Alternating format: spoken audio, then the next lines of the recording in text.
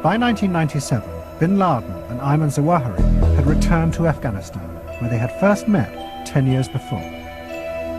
Back then, it had seemed as if Islamism might succeed as a popular revolutionary movement. But now they were facing failure. All attempts to topple regimes in the Arab world had not succeeded.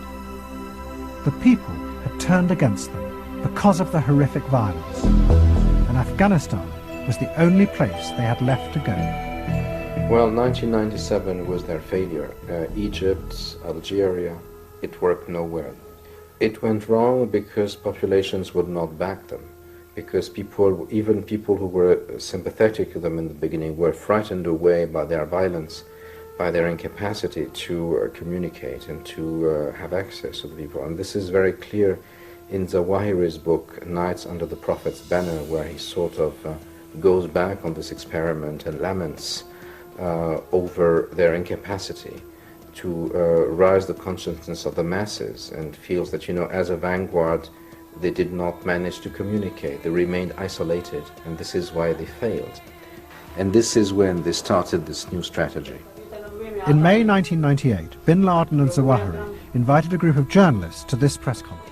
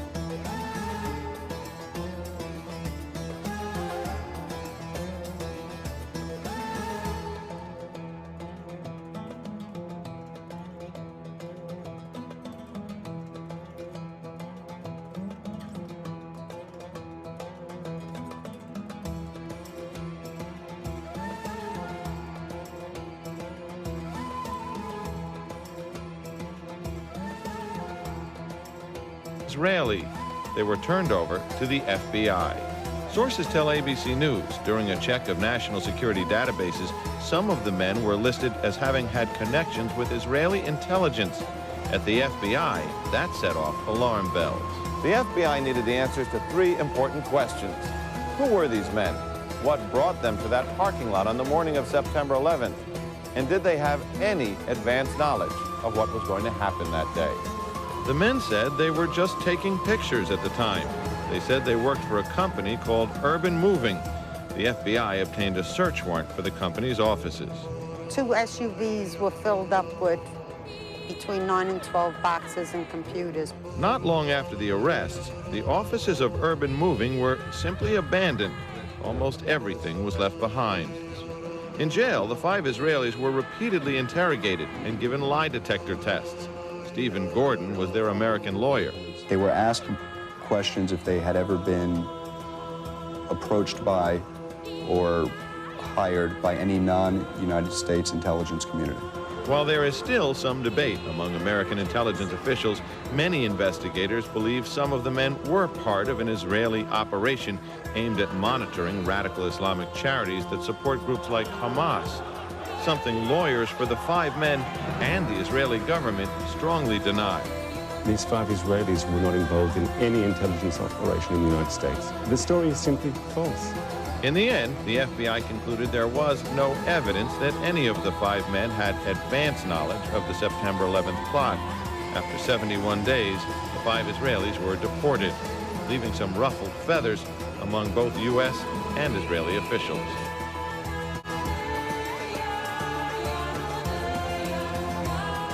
According to federal officials, the 5 men have been barred from returning to the United States for 10 years, they say because they violated immigration laws. Bottom line, John, is there any evidence any of these 5 men knew about the September 11th attacks before they occurred? The FBI spent a great deal of time examining this question. It does not appear that they were in place taking pictures before the planes hit, but shortly thereafter. And they say they haven't uncovered evidence that any of these 5 men, and they did their backgrounds, they searched apartments, they telephone records and so on, had any advanced knowledge of the attack. And while the FBI or certain sources might believe that in fact they were Israeli intelligence, they don't believe that the U.S. was a target, that they were actually investigating Muslim groups? They believe if this was an intelligence operation by Israel, that it was focused on the Islamic groups and charities that raise money for groups that are considered by U.S. law enforcement and others terrorist groups. And you'll note that after September 11th, the U.S. moved on many of these groups with indictments, arrests, raids on their headquarters, something that hadn't happened prior to this. These are groups that Israel believes have been funding Hamas and other terrorist organizations? Groups that are responsible for most of the suicide bombings there. All right, John Miller will have a full report. You can see it tonight on 2020 at 10 o'clock Eastern. Where they announced a new jihad. Zawahiri was convinced that it was not their theories that were to blame for the failure. It was the fault of the Muslim masses. Their minds had been corrupted by the liberal ideas from the West. But rather than give up, he believed that the solution was to attack the source of the corruption directly. The new jihad would be against America itself. He says, as I mentioned before, we focus our efforts to fight against Jews and Christians or Americans. We have no objection against any party or any person who fights Americans all over the world. And we want to tell you that we will win the war against Americans.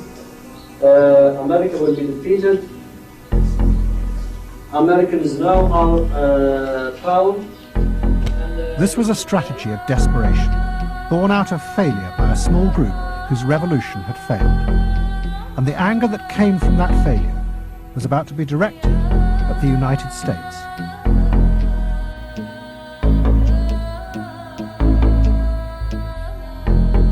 What Zawahiri and bin Laden were about to do would dramatically affect the future of the neoconservative movement. By 1998, all their attempts to transform America by creating a moral revolution had failed.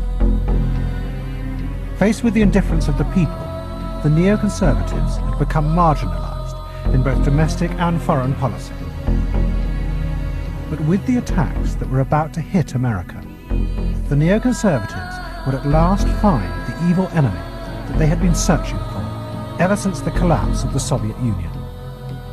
And in their reaction to the attacks, the neoconservatives would transform the failing Islamist movement into what would appear to be the grand revolutionary force that Zawahiri had always dreamed of. But much of it would exist only in people's imaginations. It would be the next phantom enemy.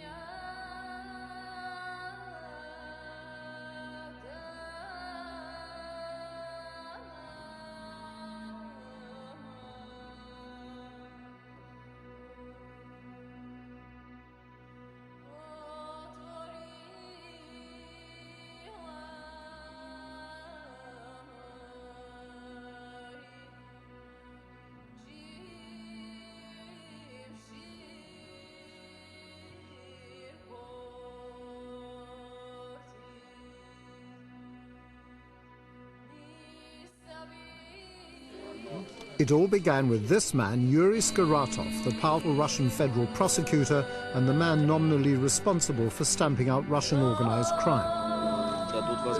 Skaratov, never far from the headlines, conducted this task as well as he could, but by 1997 he was being overwhelmed.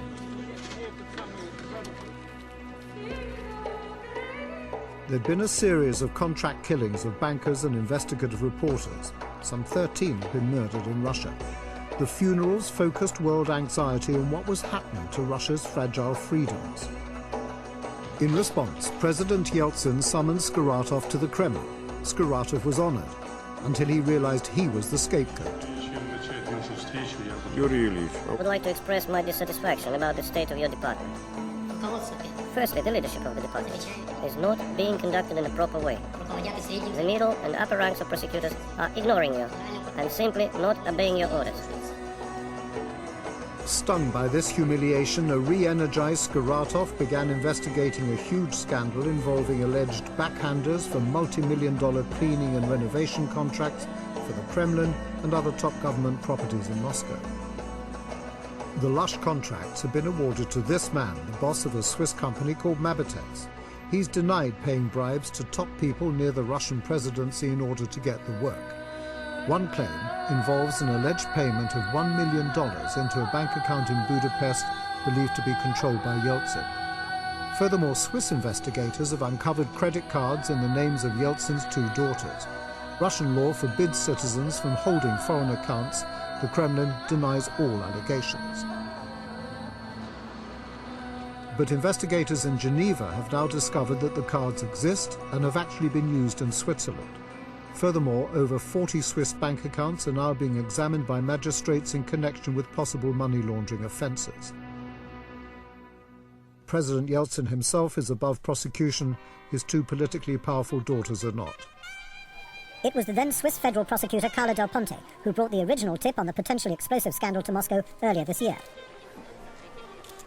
The Swiss prosecution twice informed me of the matter. They provided me with both verbal information and documentary evidence. The prosecutor in charge of the Mabitex affair carried out a painstaking examination. I confirmed that the allegations in Switzerland were true.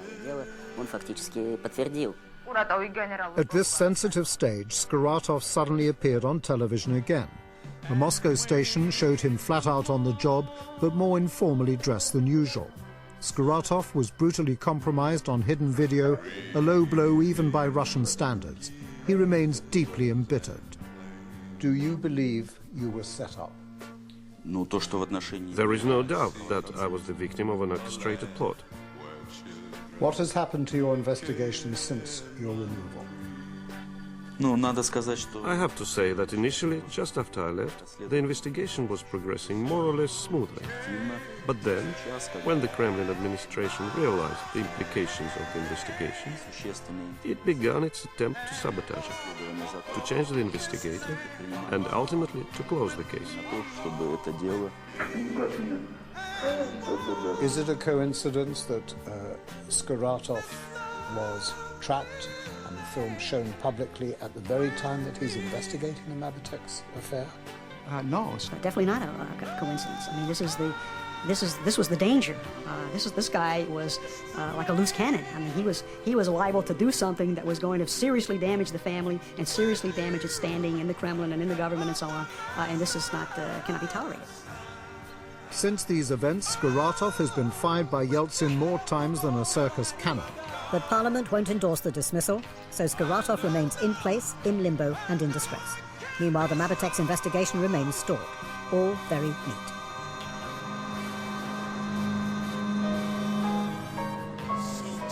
As communism bows out, the West's determination to maintain Yeltsin and his fragile democracy has begun to extract a high price.